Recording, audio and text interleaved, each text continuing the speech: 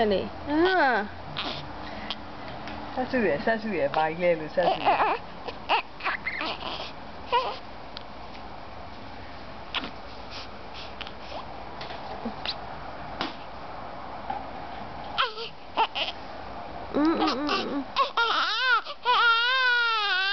လေသမီးရခဏ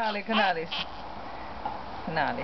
မမကြီးဖြောနေပြီခဏလေးမြန်လှုပ်ပါကွာမမကြီးကဒီမှာတုံလာပြီစားတာ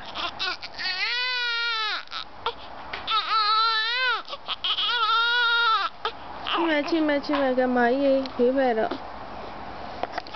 ကြီးရဲ့ဘေးဖက်ပါတော့မိမိကိုချိမရတော့မှာမို့ပါ